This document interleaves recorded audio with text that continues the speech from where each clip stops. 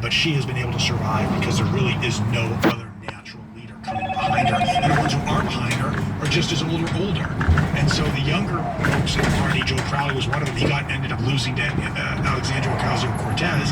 The Bronx politician, Bronx in New York, who didn't really run a primary race, if I recall. That was the person who lost. Didn't run a primary race until he lost to AOC, and so but she's not in any kind of form ready to be any kind of real leader beyond a kind of Twitter leader. So you have no obvious somebody coming behind her, and people like Steny Hoyer or Jim Clyburn, they're in their 80s, so it's not a natural fit. So for now, for better or for worse, she's the one in charge. Yeah, but you both referenced, and not, just to sort of skip forward through a really busy year to impeachment, but I'm curious to know, both of you sort of, I think Matt, you referenced the sort of approach to impeachment and all of the curveballs. Mike, I want to ask you how there has been a lot of discussion about the go fast versus go slow approach on impeachment. Go fast, do what essentially Speaker Pelosi has done, which is orchestrate very quick hearings that are supposed to be over by year end. We've got the impeachment articles approved by the House now. Versus the go slow approach, where maybe a smoldering inquiry could bring forward new revelations. I think there's some concern even among people on the right that the facts would get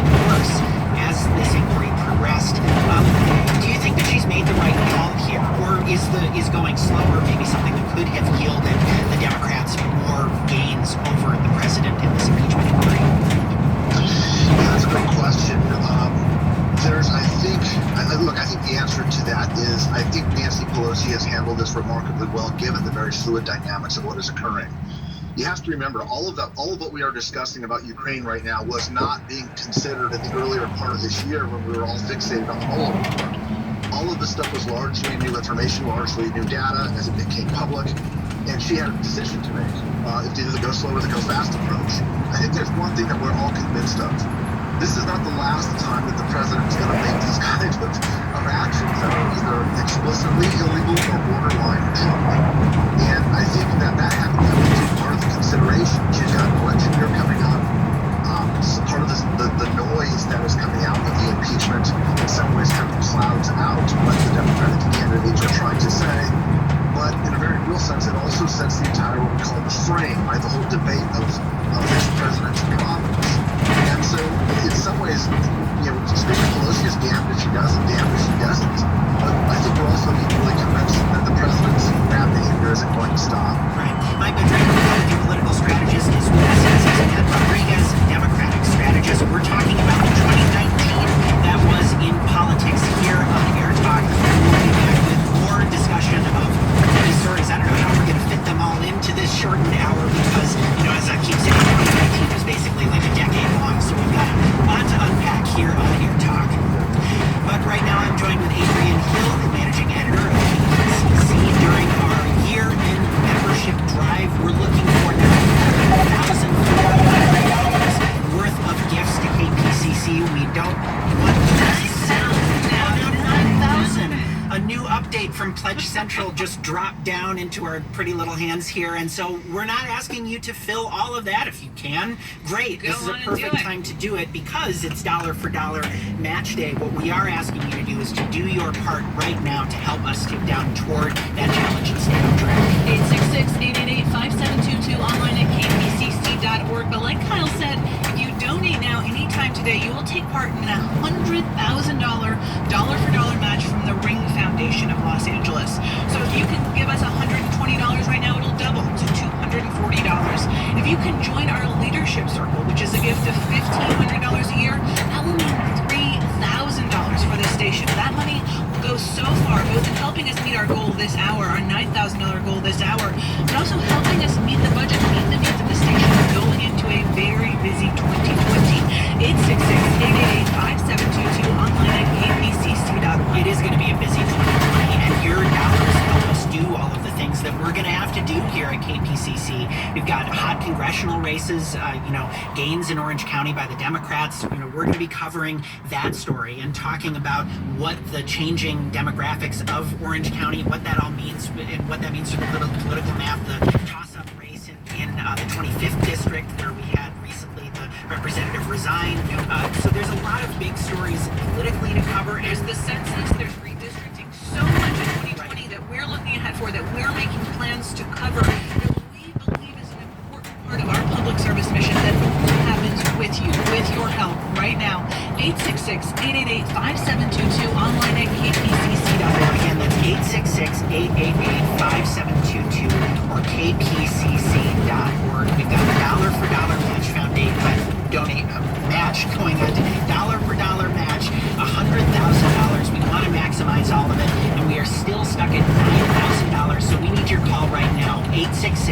866-888-5722, kpcc.org.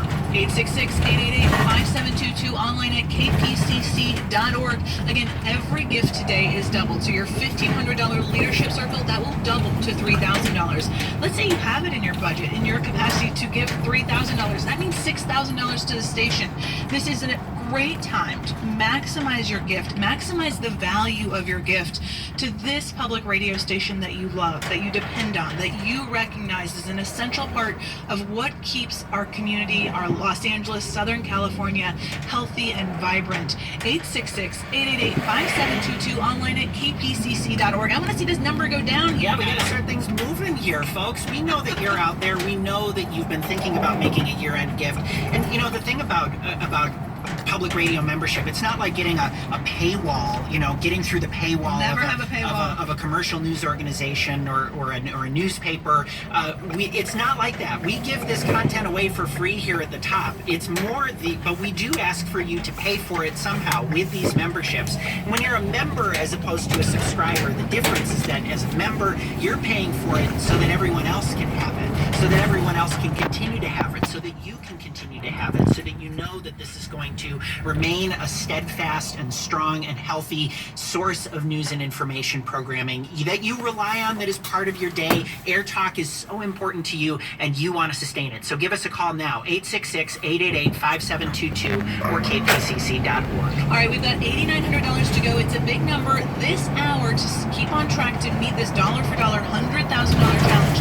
$8,900 to go. We can do it with your help right now.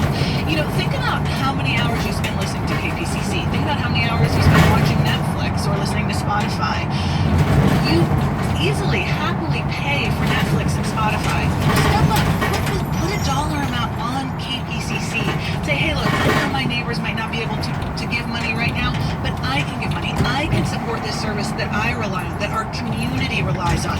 We are turning to you right now for your help. 866-888-5722, online at kpcc.org. The clock is ticking toward the end of the year. We need you to call right now to help us make sure that you can get in that year-end gift, and today to help us meet this $100,000 dollar for dollar match from the Ring Foundation of Los Angeles. We can't leave money on the table. Call us now, 866-888-5722. Thanks. KPCC supporters include Warner Brothers, presenting Joker from director Todd Phillips, starring Golden Globe nominee for Best Actor Joaquin Phoenix. Awards eligible in all categories, including Best Picture, Director, and Actor. News programming on KPCC is made possible by the Moan Family Foundation, recognizing the community of artists who make Los Angeles the most creative city on the planet.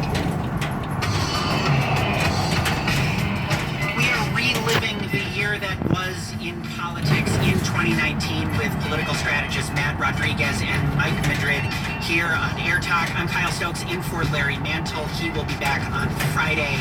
I want to go back to another big story.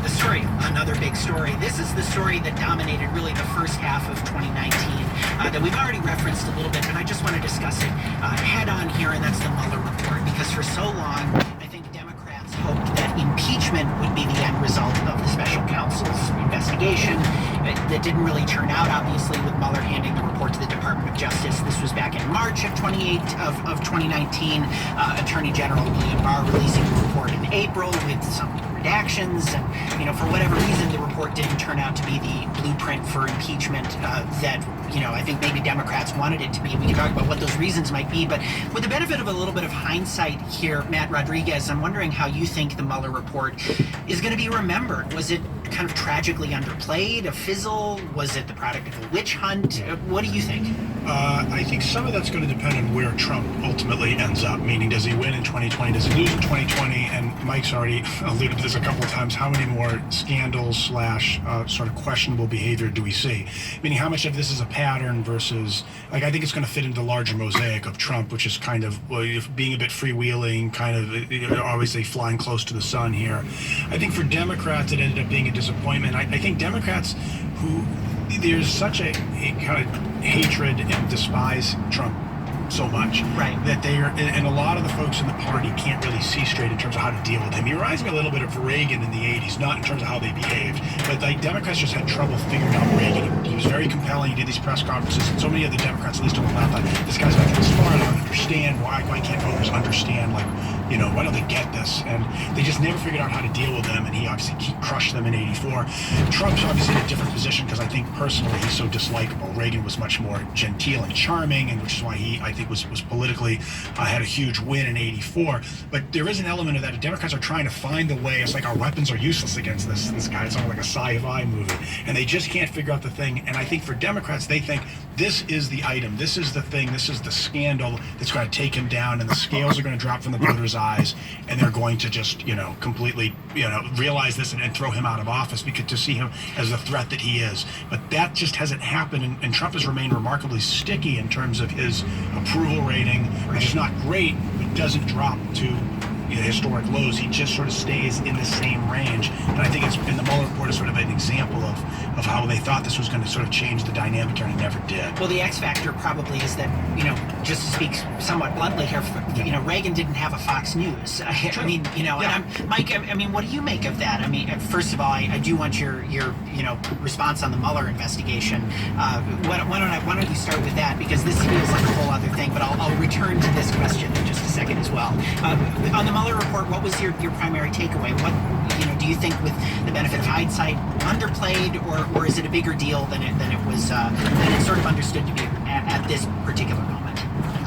I think it was actually a very big deal that sort of fizzled. And I think so both. Yeah, I think part of that is really just a function of the polarization of our times. Nobody's going to be persuaded. We are no longer a nation of undecideds. People know where they're at. They're sticking to where they're at. And if you are listening to Fox News on the right, then you're going to listen to the cheerleading section that's going on there. If you're listening to MSNBC on the left, you're going to listen to the cheerleading section that goes there. And if you were predisposed to believe that the Mueller report was going to be a smoking gun, then you believe that it was. If you're predisposed to believe that it was a witch hunt, then you believe that it was. And I think that that's probably the way that history will look back at it. I think when we are more reflective, when we are more objective, we will be shocked and surprised at how much evidence is laid out there that is very problematic for this White House.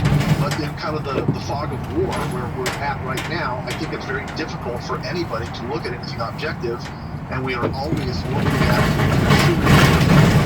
the opposition, and it prevents us from having, I think, a functional, healthy dialogue that's very necessary and important to make sure that at least one branch of government, meaning the executive branch, is in check. And I don't think that we have that right now, and that, I think, is a great disappointment. It's very unfortunate. David Brooks wrote in the New York Times in his sort of Christmas column, quote,